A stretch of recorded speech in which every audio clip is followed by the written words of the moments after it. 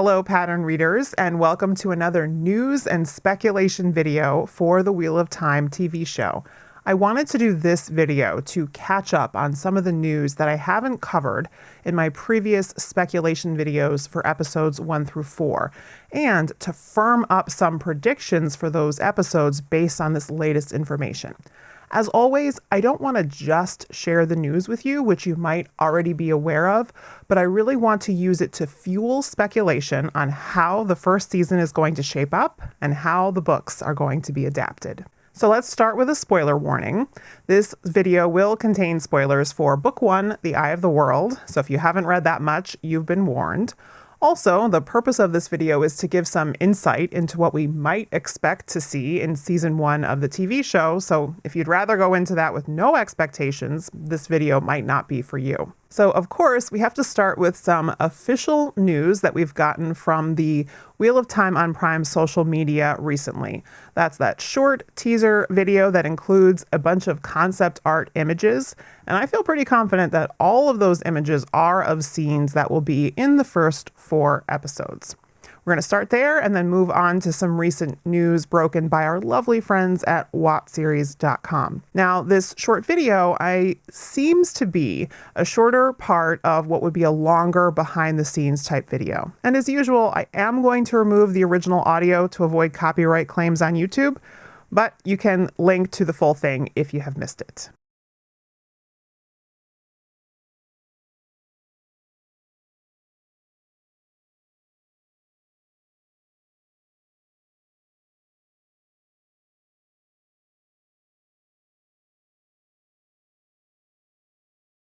I do want to say that what Rafe had to say here about the themes of balance, gender, and the emotional journeys of the characters is really on point.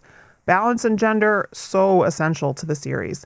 And for me personally, I think the thing that the show most has to get right for it to succeed is making us care about the characters, their relationships, and their emotional journeys. So that's good to hear. Now, since the account was kind enough to give us text descriptions of the images as well, I'm going to share those because in some cases they might make it clearer what we're looking at, or at least add to the speculation. For this one, they said the concept art is showing 2 men overlooking a valley. There appears to be a small encampment and bridge near the river below. Next, a festival with numerous lights adorning the town and women dancing in a circle as men look on. For this one, a group of wagons surrounding a campsite where people have built a fire. Then a group of riders on horseback crossing a bridge over a stream. And finally, a hooded rider on horseback in a deserted city covered by a pale white fog. I'm going to transition to talking about each of the concept art images and use that to add to my previous speculation about what we will and won't see in the season. And I've put them in the order that I think the scenes would likely be placed in for the story. This one is very obviously Emond's Field, and even without the text description, I would say it is also very clearly a festival of some sort with all of the hanging lights. It does appear to be nighttime, and it's a really beautiful image. In case you had any doubts about the first concept art image being Emond's Field, just a reminder that it matches very closely to the previous images we've seen of the Emond's Field set, both official and unofficial. In case you missed the Dusty Wheel right after this announcement, you also missed Rafe Judkins actually dropping into the chat and answering a couple questions.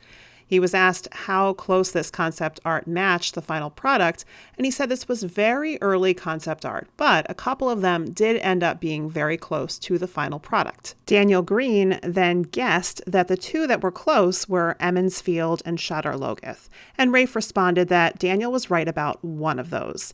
Given the sets we've seen of Emond's Field, I would say it's pretty clear that that is the one that ended up being close, not Shadar Logoth. Now back to speculation, though.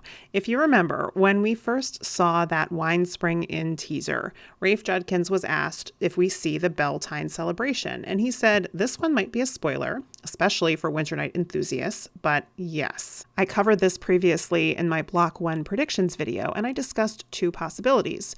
One, that the Trolloc attack might still occur on Winter Night, and we would see a Beltane festival the next day in some form, or that the Trolloc attack might occur on Beltane instead. I'm firming up my prediction now because given the description of this concept art, especially the part about the women dancing in a circle while the men look on, and combining it with Rafe's answer, which at least suggests that Winter enthusiasts might be disappointed, I'm going to say this is Beltane, and this is going to be right before the Trolloc attack. So why would they make a change like this instead of keeping the attack on Winter Night? The main reason that I can come up with is that seeing the imagery of the festival like this and having it be interrupted by horrors would make for a great scene on screen. But it does raise a question for me. If this is Beltane and not Winter Night, shouldn't Rand and Tam be here in the village rather than back on their farm? And if they were, how would they get Tam's sword in play, which we know that it is? It doesn't seem like the sword would be something that Tam would carry. It kind of seems like it needs to be on the farm. So maybe they'll come up with some reason why Rand and Tam are back on the farm and missing part of the festival. I suppose they could shorten the distance between. To be honest, I could see them not wanting to build a separate set for the farm, but I can't really think of a good way to get the sword in play unless we have scenes on the farm and Tam being rattled enough to bring it out. But maybe they'll come up with something that I couldn't think of. This next image, it's a lot harder to tell exactly what scene we're looking at here. I'll remind you that this was said to be very early concept art, and it was certainly not done by the actual designers who would be creating the look for costumes or hair. So we should definitely not read anything into the way these figures look. But we can determine that there are 3 women and 4 men here, and that can really only be Moiraine, Lan, and the Emmonsfield 5. If they're sticking somewhat closely to the events of the Eye of the World, there are really only 2 stretches of the story where we would have all 7 of these characters together on horseback. The first is between Emmonsfield and Shadar Logoth, and the second is after the Ways heading into Fal Dara. Truthfully, there's also heading from Fal Dara into the Blight, but this is very clearly not the Blight, so I'm ruling that out. But let's zoom in a little bit because there's something that you can make out in the distance in that gap between the trees. And it appears to be a tower of some kind that they are heading towards. And this does help us narrow down our speculation a little bit because where could they be heading that would have a very tall structure like this? Now, personally, I really lean against this being Fal Dara for a couple of reasons. Number one, I think it is less likely that they would choose to show us concept art from late in the season. They would prefer to probably show us things closer towards the beginning. Secondly, we have seen a lot of imagery of sets that we know are going to be Fal Dara, and nothing particularly matches this really tall tower-like structure that we see here. So that leaves anything after Emmonsfield and leading up to Shadar Logoth. And in that section, there's really only small villages, except for Shadar Logoth itself. So could this be Shadar Logoth they're heading to? I think it almost must be, unless it's something not in the Eye of the World at all. People have pointed out that they appear to be moving at a slower pace than you would expect if they were being chased, but we should bear in mind that only a couple of these images ended up being close to the final shot, so that could be a change that was made here. Some people think that this is going to be the White Tower, and the group will be heading there instead of Caemlyn. So this does not make a lot of sense to me, because in order to make a shot like this work, where they're all heading towards something together, you'd have to first reunite the whole group somewhere else, and then have them heading into Tar Valon together. In the book, of course, they arrive in Caemlyn separately and are there reunited. What other location could you reasonably have them all know to head for and reunite and then go to Tar Valon? So it doesn't really make sense to me. But let's move on to an image that I think very clearly is supposed to show Shadar Logoth. This one screamed Shadar Logoth to me, even without the text description, and even though it doesn't really match the image I personally have in my head. But the city is obviously abandoned, as the text describes it, and of course, the fog is the key feature here. Now, a lot of people have pointed out that this city does not look quite as ruined as Shadar Logoth is described to be. But again, I'm pretty confident that this image is not one that ended up matching the final shot based on the answer Daniel Green Lorraine got from Rafe Judkins in chat. At the same time, this atmosphere is really evocative. I do love this image, and I like that they might have pulled some ideas from this. I would say this pretty much confirms that we'll see Rand, at least briefly, on his own when they get separated in Shadar Logoth, as it is in the books. I like that there's some real height to the buildings, which is appropriate given that Aradal was a once great city. I also wanted to point out that if they're going to do a shot anything like this, it looks to me like this might have been accomplished on a partial set on a soundstage with CGI used to fill in the height of the buildings and the buildings in the distance. Whereas we do know of some other possible filming locations that might have been used for different types of shots in the Shadar Logoth scenes. This one is instantly recognizable as a wagon circle of the Tuatha'an. And there's nothing really new there because we already knew that there were going to be Tinker characters in the show. We have castings for 3 of them. Another thing we know is probably a little bit different is that the wagons themselves in the show are probably going to be more colorful. And that's based on some leaked images from actual set pieces, which I'm not showing here. This last one is probably the most puzzling and the most likely to be showing something different than an actual scene in the books. I will say that I am pretty confident that we are looking at Rand and Mat here based on the weapons they are carrying, and this would make sense to fit into the portion of the story where they are separated from other members of the group. I am also fairly confident that this is the second concept art image that ended up matching pretty closely to a final shot in the show. And that's because it matches a known filming location, this abandoned limestone quarry called Velka America. And this was used in the filming of Block 2, episodes 3 and 4. When Geeky Airy, my fellow YouTuber, found this image of a set that she thought was being used for the Wheel of Time in this location, it seemed like this might be the set of a village. But the text description of the concept art shows that it's actually an encampment of some sort. So that leads to some interesting speculation. So what sort of encampment might Rand and Mat encounter and presumably visit? This is why I'm saying it seems like it might be something different than in the books, because while they visit a number of farms and villages, there's nothing that could be called an encampment. Though I have to say, from the image of the set that Geeky Airy found, there does look to be some structures there that are sort of semi-permanent. Not everything there is a tent, and there doesn't appear to be wagons either. So I think that would kind of rule out this being White Cloaks or Tinkers or any other group that's just traveling. Maybe it's a kind of mining settlement that would be semi-permanent. Maybe they visit in search of news or food when they're on the road, or maybe they're trying to book passage on a riverboat. My guess is that this would form a sort of stand-in for some of the scenes that happen in numerous villages in the books. Rafe has mentioned multiple times about the need to drastically reduce the number of villages and locations they visit because of the practical need to build fewer sets. Maybe a set like this was easier to realize than a village set, and the location itself provides a lot of visual interest and variety. Last thing I want to mention on the concept art before we move on to other news, and that's that Rafe dropped in the Dusty Wheel chat that the very first concept art they worked on was Lorraine using the One Power. And for just that one image, they hired about 15 artists. And then they did that for a fair number of other things as well. So this tells me they're really putting a lot into these designs and the decisions that go along with them. And they also put a lot of emphasis on Lorraine as a character and channeling and what that's going to look like. So it's just really, again, emphasizing how much work is being done behind the scenes to make these decisions. Now I want to switch gears and talk about some things we've learned about a few possible Egwene scenes.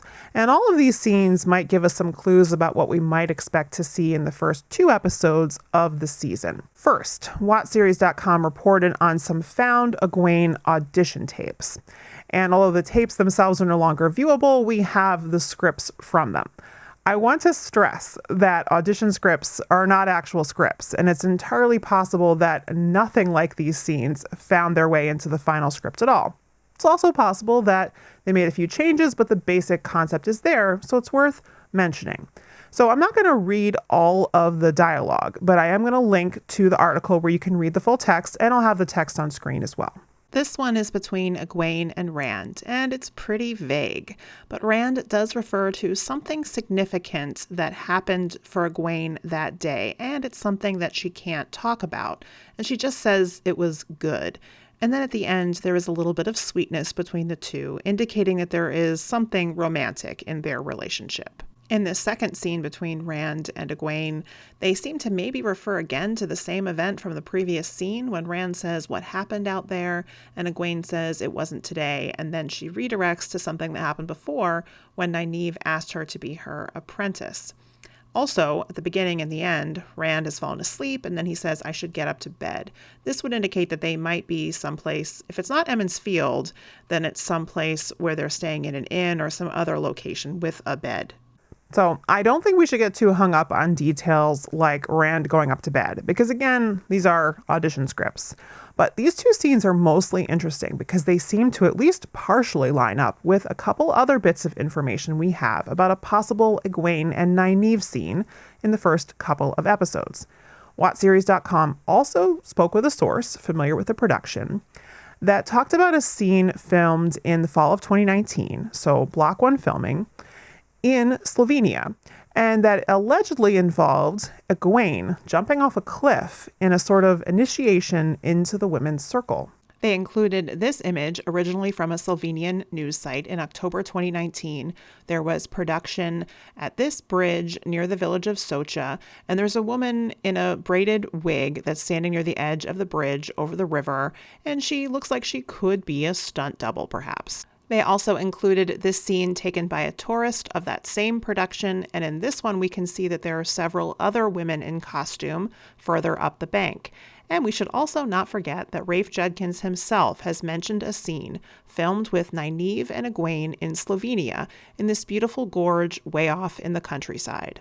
Now, I really want to stress that the source might have gotten some of the details about this scene wrong.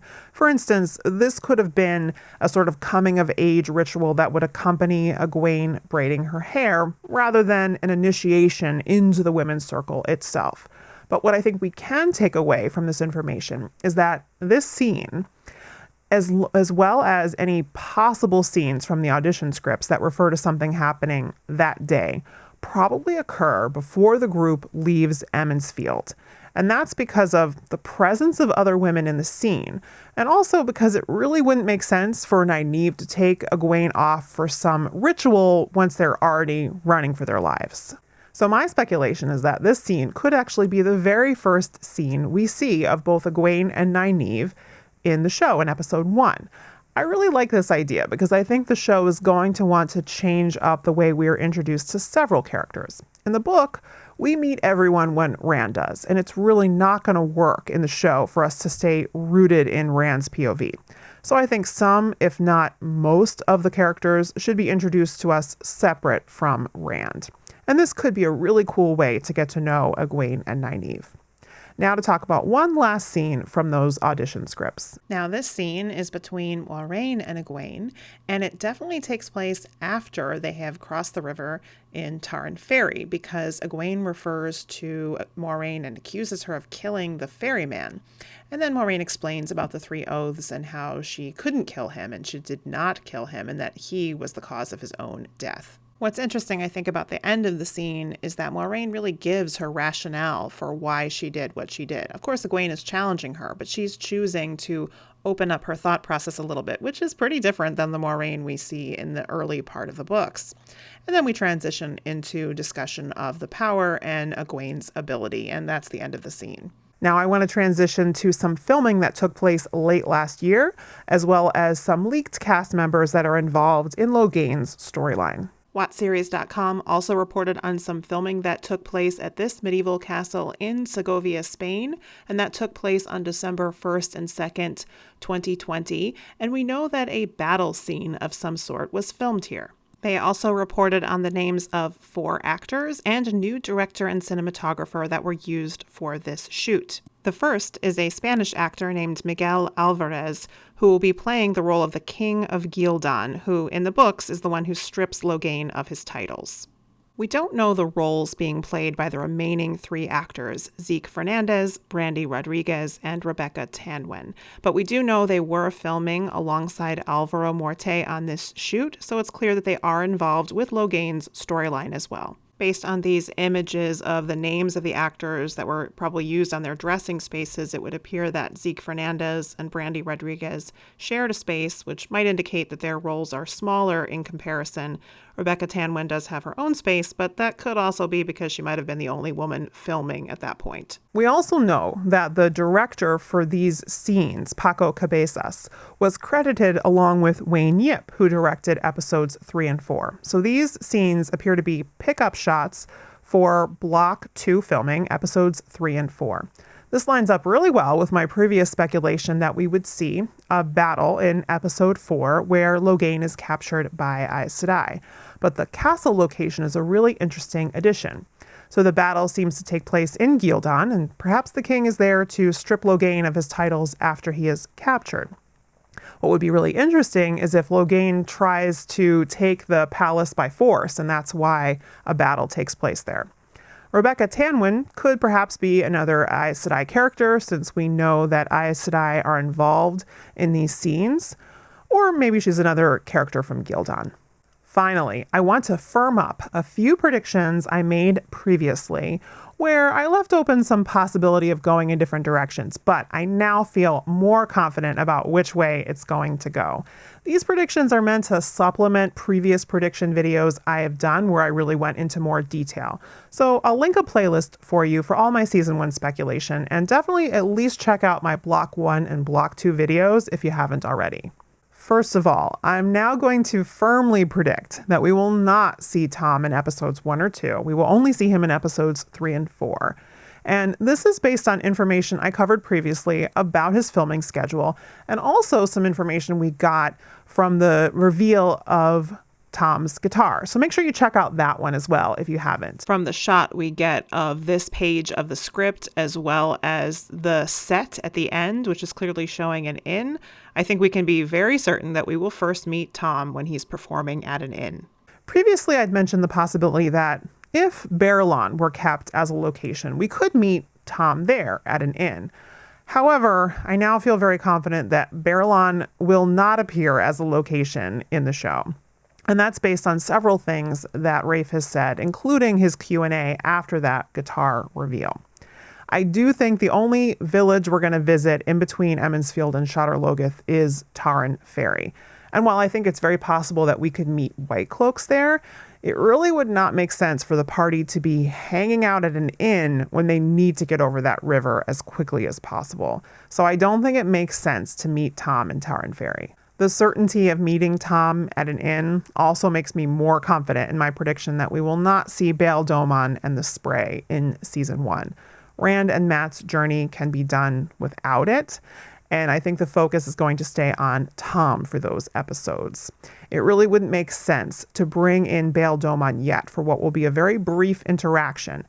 Domon can always be brought in later. Based on Rafe's statements, I would bet that we at most see 1 to 2 villages along the Camelin Road. Maybe 1 village plus this encampment. And I think Whitebridge is definitely not going to be one of them. So I think Tom's sacrifice will come later, hopefully after he's traveled with them for a while. I'd love to see Tom still teaching Rand and Nat flute and juggling, even if we don't get to see them perform. I'm assuming there's still going to be at least 1 Dark Friend encounter. Tom will still encounter a Myrddraal. And as I've said previously, I think they will meet Master Grinwell after Tom's sacrifice, and he will be the one who takes them by cart to Camelin. I'll be working on getting you my breakdown and predictions for Block 3, episodes 5 and 6 very soon. That's going to be a tough one because I'm going to have to make a call about the Trakans. Make sure you're subscribed so you don't miss that one. And leave me a comment and let me know what you think of this latest news and my predictions for episodes 1 through 4. And I'll see you next time.